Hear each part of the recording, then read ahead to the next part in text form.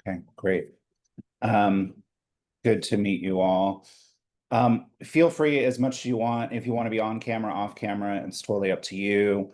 Um, I'll try to make it a little bit interactive and ask you some questions, but if you just want to sit back and listen, that's okay as well. But I don't necessarily want to listen to myself talk for 45 minutes or so. So here we are. Um, Thanks for being here. Crystal, all they asked me to do something kind of in general. So I hope it meets your needs. I didn't change the title here, but in the title up here on the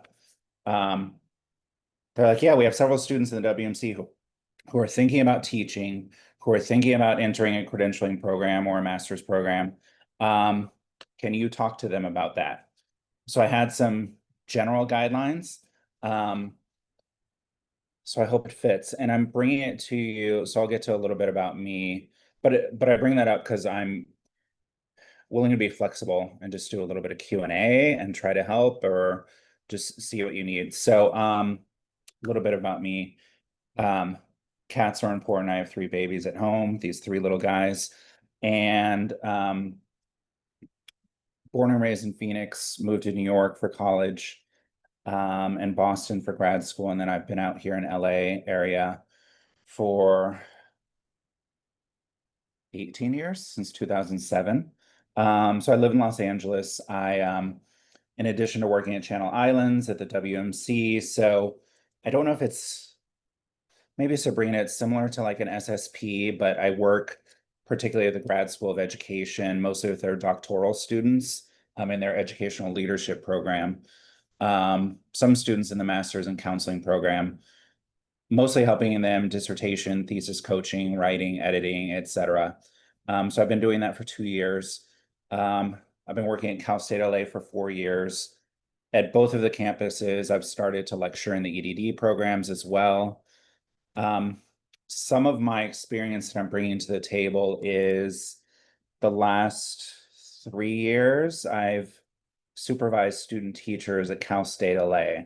So I'm a little bit more familiar with that process, more of the process of being in the classroom as a supervisor, not necessarily a mentor teacher. So I'm seeing it from that perspective. And I'll just admit at the start, I'm not a super expert in the credentialing process and all the bureaucracy that goes into it, nor the Ed TPA and the TPEs and all that, if you've heard of that process. So that's the perspective I'm bringing. And I was also a teacher and administrator for 23 years. I started teaching when I was 11 years old. That's a bad joke. I worked 23 years, mostly middle school, 22 years of those teaching 7th and 8th graders. I loved that age range. Then 1 year during the pandemic, I was teaching high school. All right. Here is what I'm hoping to get through. This slideshow is also, I mean, if you want to follow along, I'll put it in the chat as well. But here on this training schedule, I think there's a link to the slideshow W8, row 10. But let me just drop it. I know when I'm sitting in some of these presentations, I like to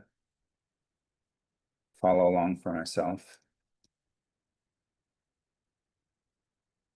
All right, so there you go. Let me know if you don't have access, if I need to change the settings. So here's what I want to go through. And again, interrupt at any point, or maybe when we get to Q&A, you could say, thanks, that was nice, Jason, but I have other questions. Going through some sample statements, what you can expect.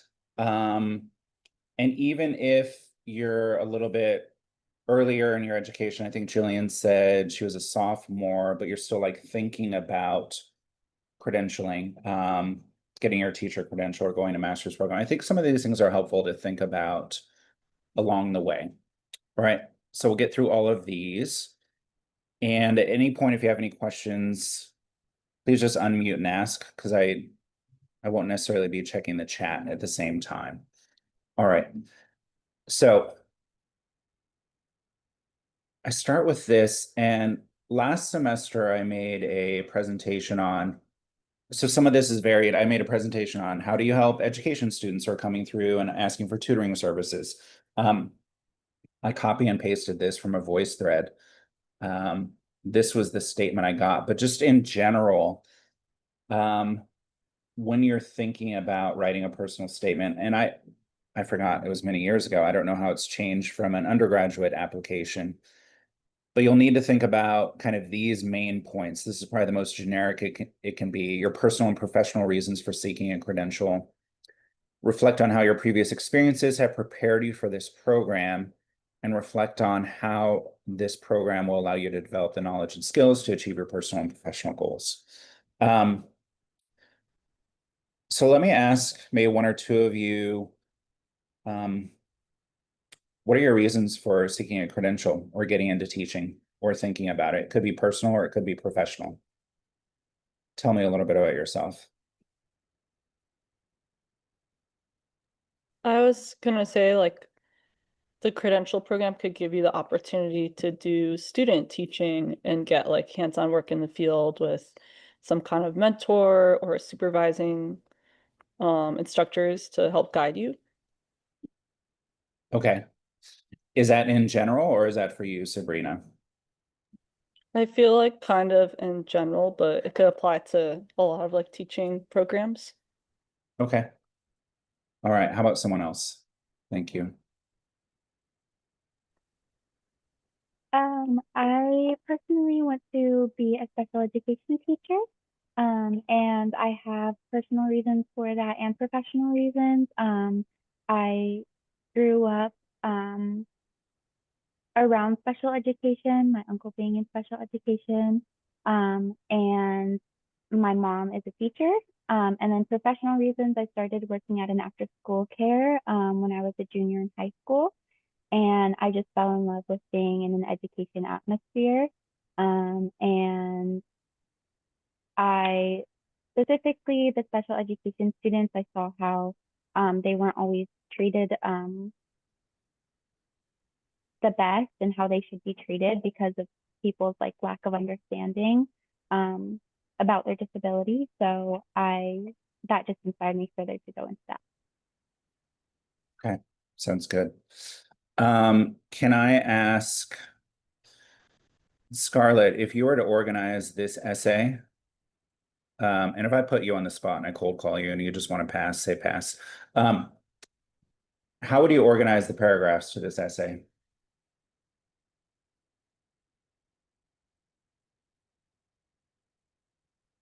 Let's say you're doing three.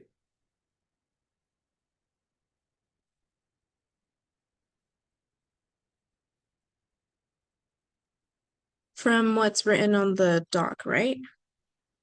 Yeah, yeah. How would you go about organizing it for yourself or recommend to someone Mm, else? okay.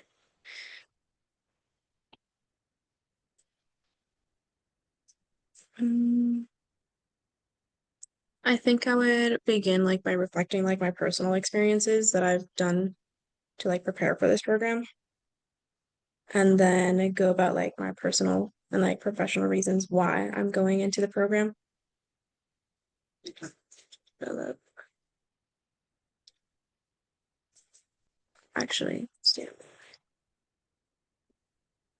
um,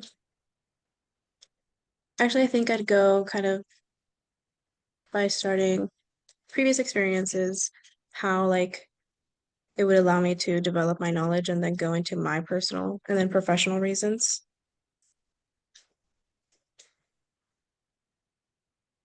Okay. And then that last bullet point, would you put at the end, reflect on how this program will allow you to develop the knowledge and skills? Um, So it'd be reflect on your previous experiences, reflect on this program, and then the professional reasons.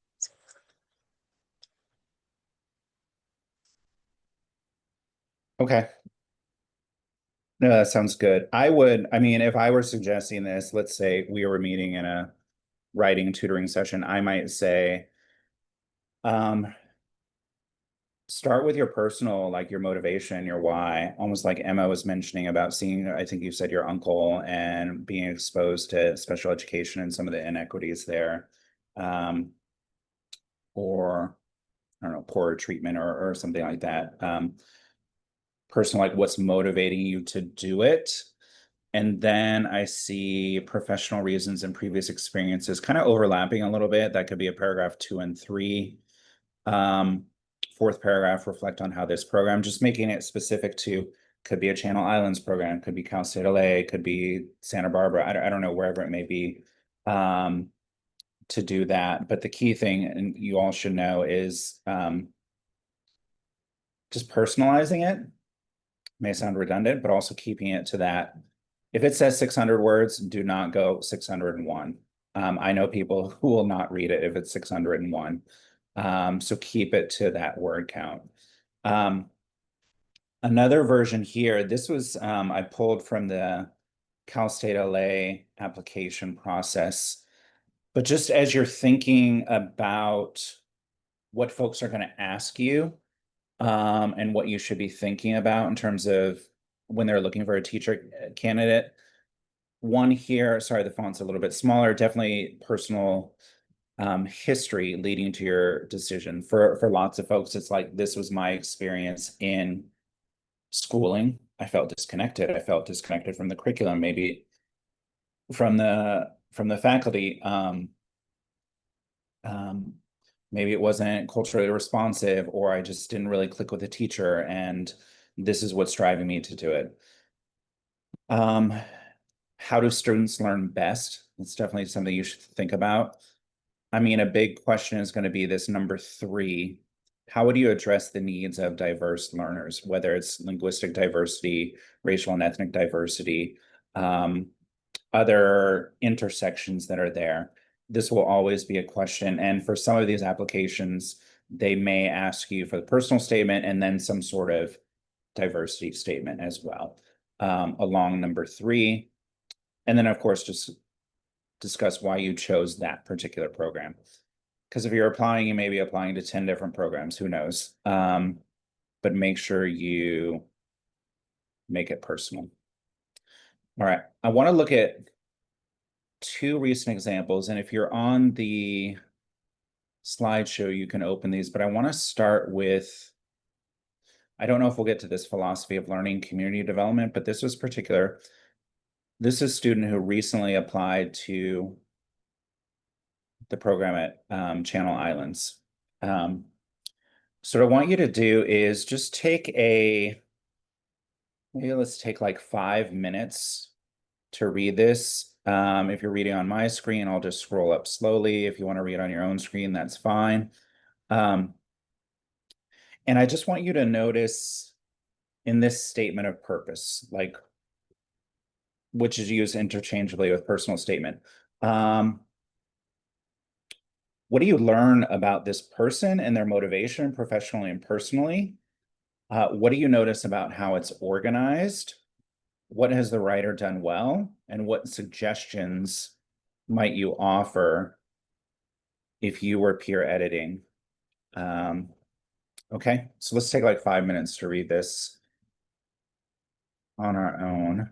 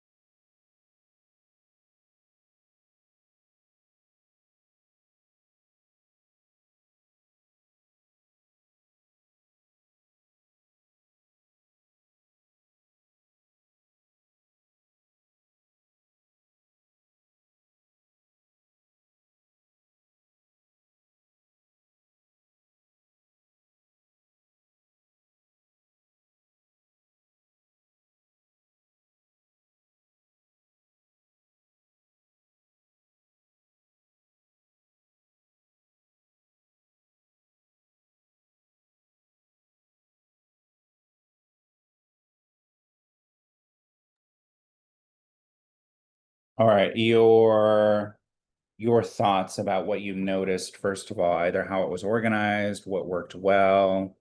If you're on the admissions committee, why you might accept this person into the program.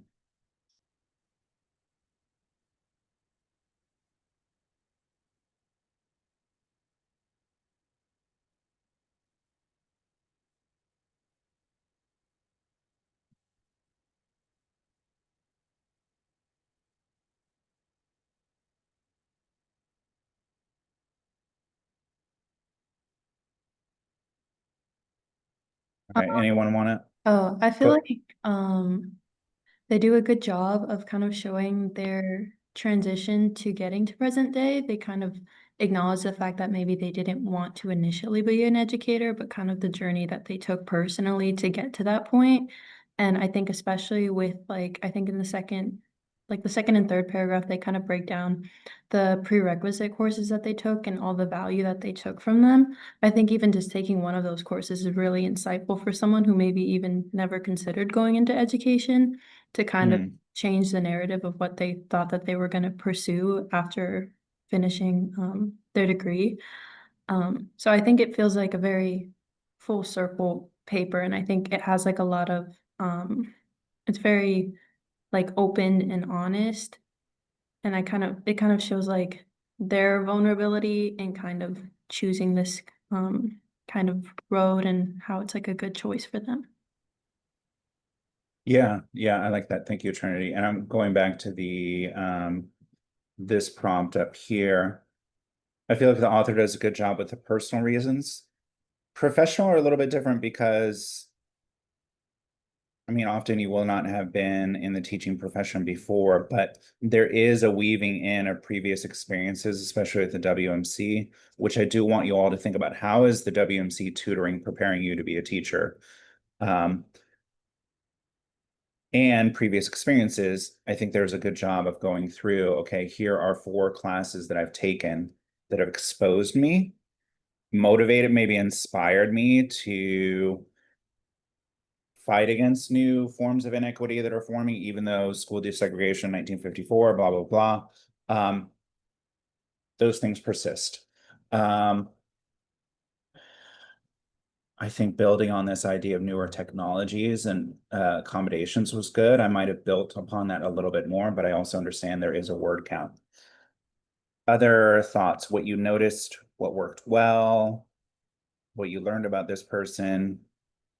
I like how they bring up like community and their own experience living like in this area and wanting to give back to it, because it does kind of like personalize it and show why this like specific program might be a good choice for them rather than like a different college or credential, I guess. Yeah, definitely a personal connection to the area. I think that's a kind of strong, sorry to put it in these terms, but a strong selling point. Having that personal connection. Jillian, can I ask you any thoughts about what you read, what worked well, or maybe any suggestions?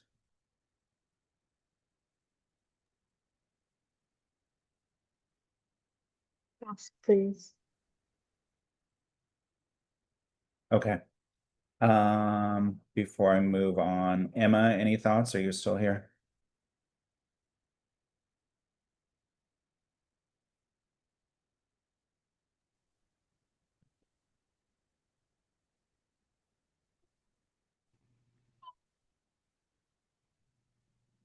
Can you hear me?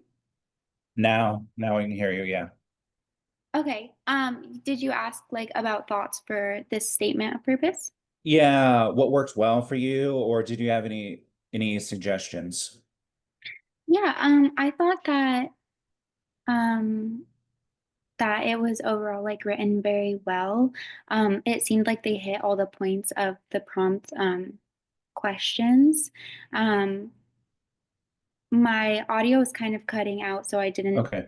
hear everything that Trinity was saying before. I was trying to figure out that, but it seems to be working now, and I won't have any problems there. But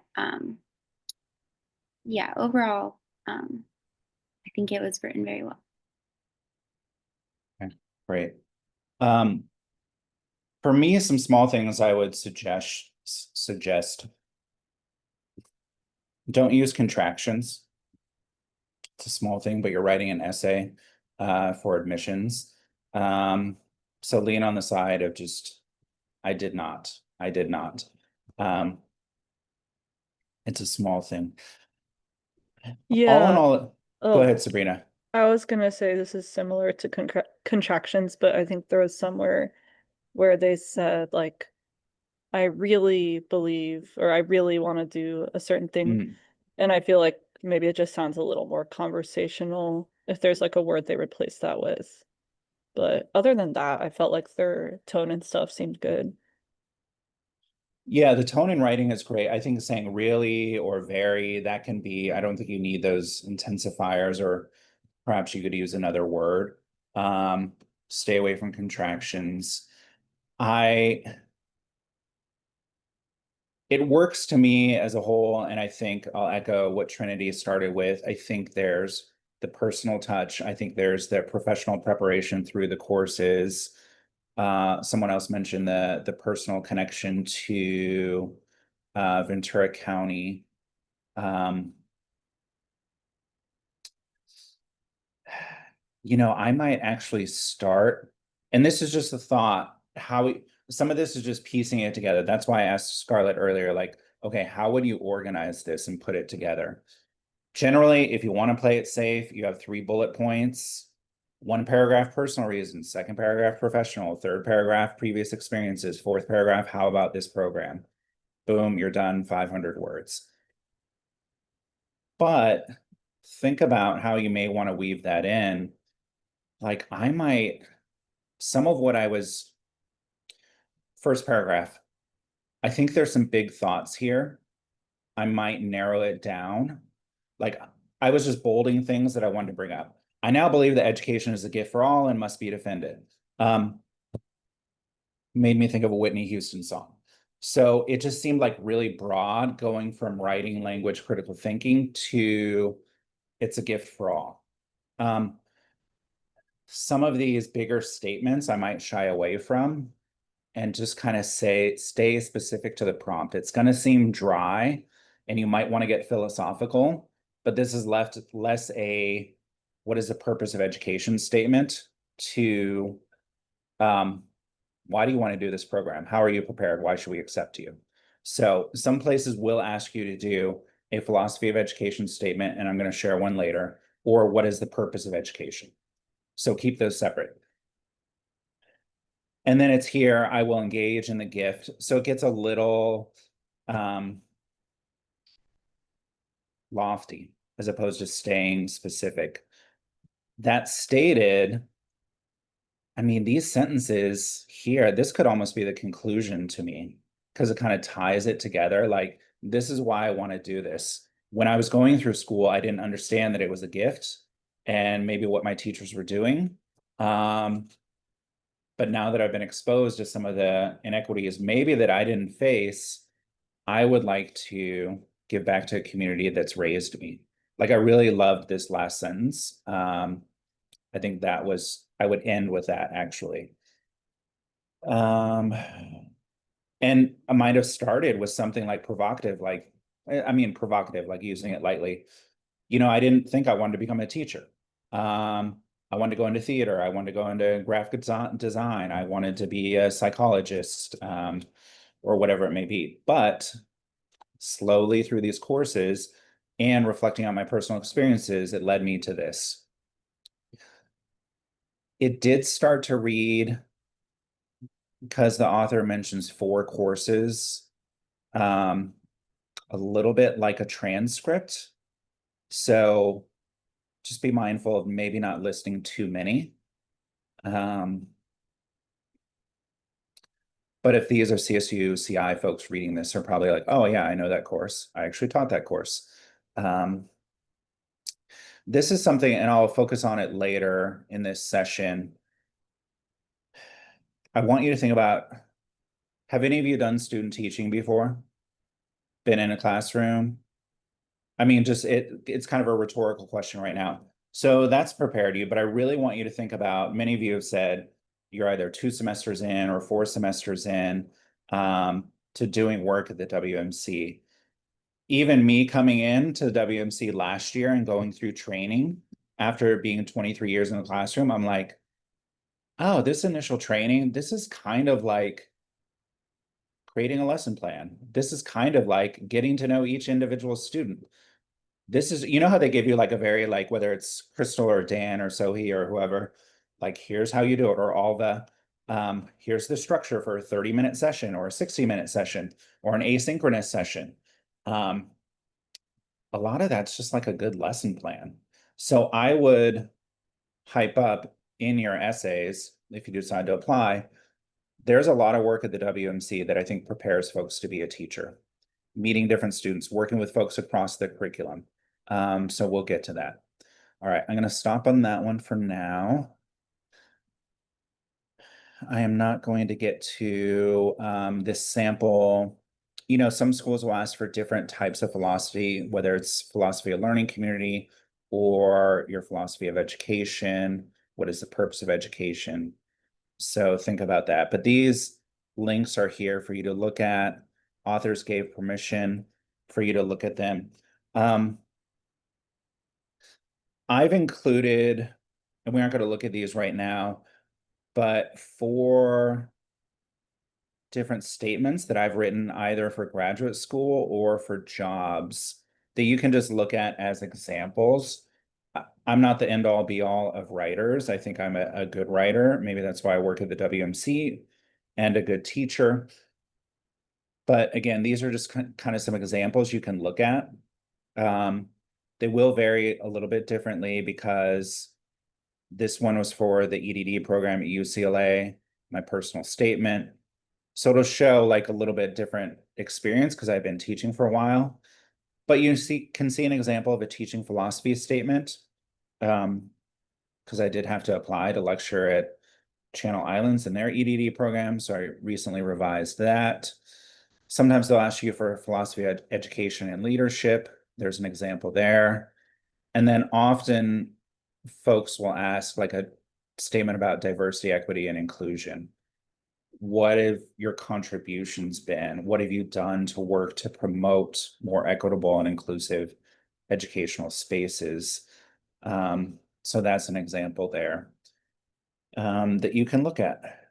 All right, I just added this checklist to think about when you're writing statements or applying. Have you distinguished yourself?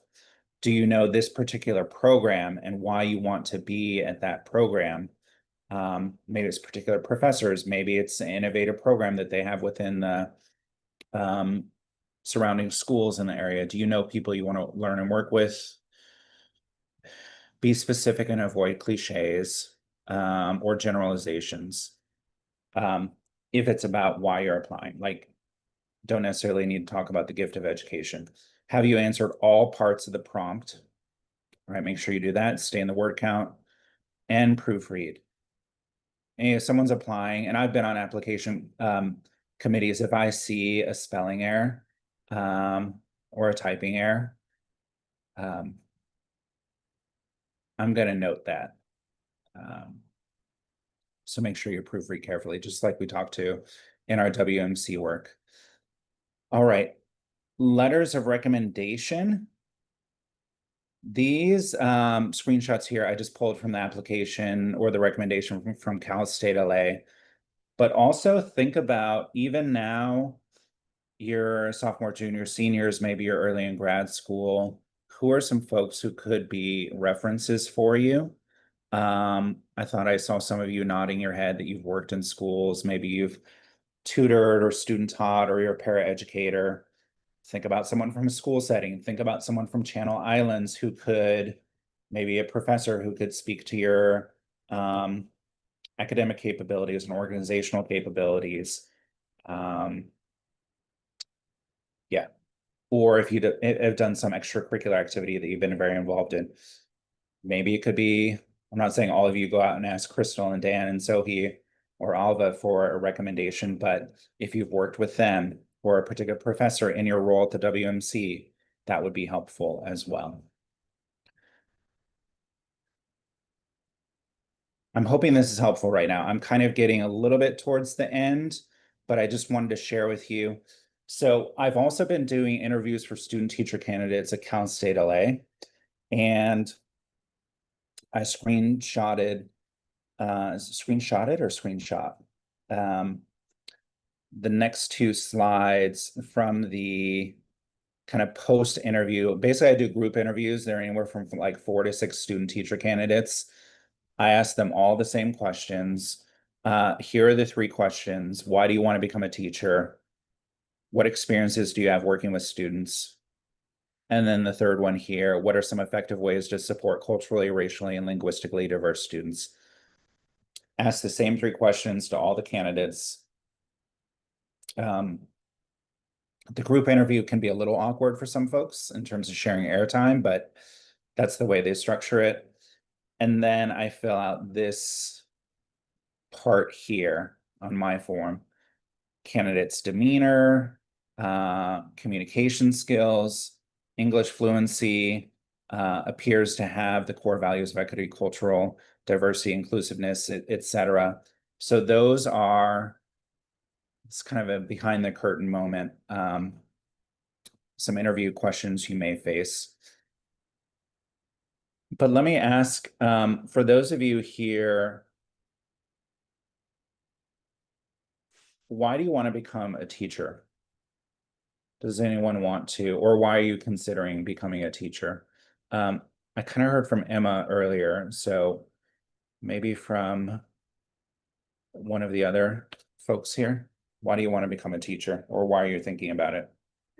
I wouldn't mind answering. Oh, thank you. I am considering becoming a teacher simply because of how much I love theater and English. And there's this one quote that I think about a lot, in which it's called, it goes, giving somebody else knowledge is like lighting a candle. And the more candles you light, the brighter the world gets. And I think about that when I think about wanting to teach. I love these subjects so much that I want to pass that knowledge on to other people. Nice. Thank you, Jillian. And I like it. Some people may think it's a little corny, but I kind of like starting an essay with a nice quote like that. It kind of shows like, this is why I want to do it. I'm passionate about what I teach and what I do. So I love that quote. Thank you. Anyone else want to share why you want to become a teacher?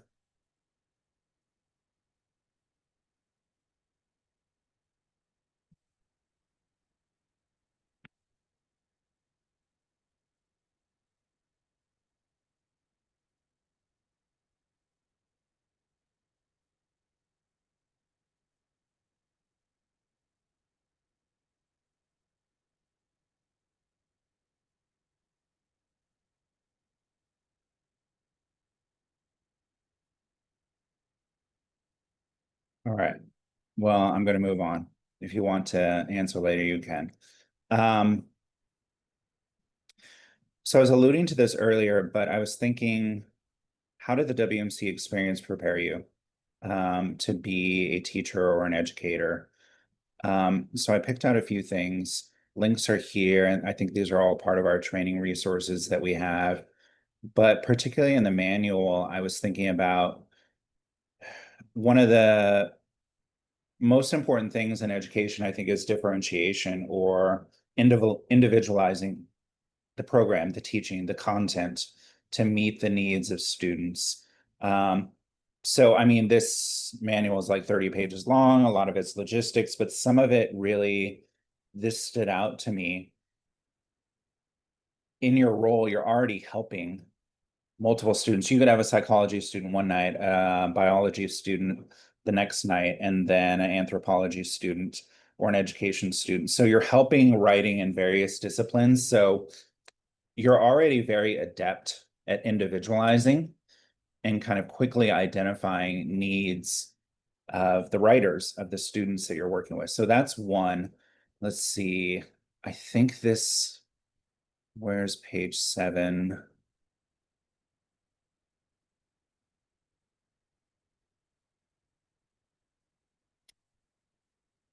This was an important piece I pulled out as well. I think the training and the approach at the WMC is very asset based in terms of looking at folks' assets, skills, already their strengths in writing and building upon that, as opposed to looking at writing as a drag or something, you know, it says here, calling folks weak writers, or, oh, this is a problem that needs to be fixed. So building on folks' assets is important. I don't know any of your classes, if you've heard of community cultural wealth and the idea of various types of wealth and knowledge that students from diverse backgrounds bring to the classroom, whether it's linguistic, aspirational, social capital, various types of knowledges from more diverse communities than just a predominantly white community, where, you know, many of the teachers are still predominantly white. So, and can have deficit views of diverse groups of students. So I think this approach, I've seen it in the WMC, is very helpful when thinking about working with students. And the last thing I picked out, 14 and 15, best practices. I mean, like I mentioned earlier, this is kind of just like a good lesson plan for how you interact with students during group work or a whole class conversation or one-on-one work. And going down into 15,